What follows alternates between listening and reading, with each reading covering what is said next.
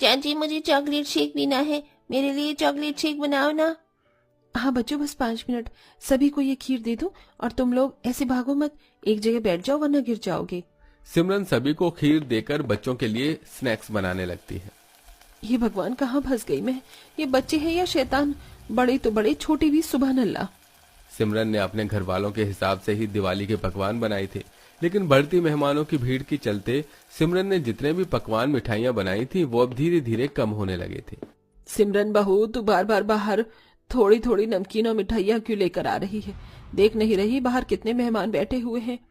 माँ जी, अगर मिठाई नमकीन होगी तो ही तुम्हें प्लेट भर भर कर लेकर आऊंगी ना, सारी तो लगभग खत्म होने को आ गई है। तो बहू जल्दी जल्दी बना दे। इस दिवाली के कामों में मैंने तुझे इन लोगों के बारे में बताना ही भूल गई।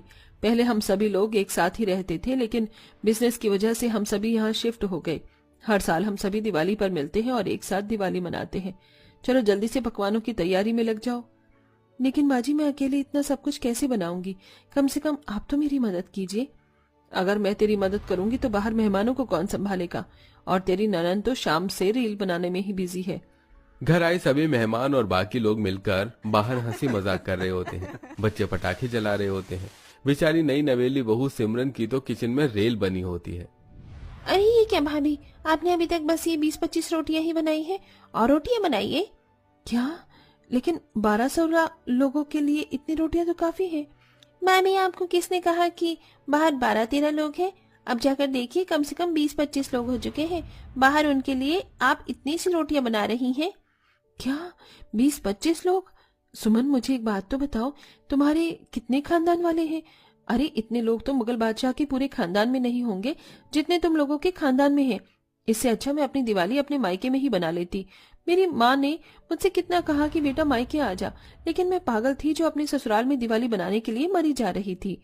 सिमरन गुस्से में आकर अपनी नई साड़ी और ज्वेलरी निकाल देती है और शादी से साड़ी पहनकर खाना बनाने की तैयारी में लग जाती है।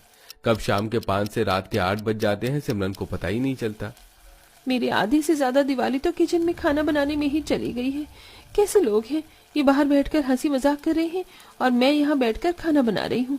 किसी से इतना भी नहीं हुआ कि जरा जाकर कोई मुझसे पूछ ले, बहू तुम्हें किसी चीज की जरूरत तो नहीं, हम तेरा हाथ बटा दे। लेकिन नहीं, सभी को तो बस अपनी मौज मस्ती की पड़ी हुई है। सिमरन इतना बोल ही रही होती है कि तभी किचन में खांसते हुए उसकी दादी सास आती है, जिसे देख सिमरन जल्दी से अपने सिर पर घूंघट ओढ़ लेती है। दादी जी, आप यहाँ? कुछ चाहिए था क्या? तो आप मुझे बुला लेती। कोई बात नहीं बहू, इसी बहाने मैंने तुम लोगों का मॉडर्न किचन भी देख लिया। वैसे तुम्हारा किचन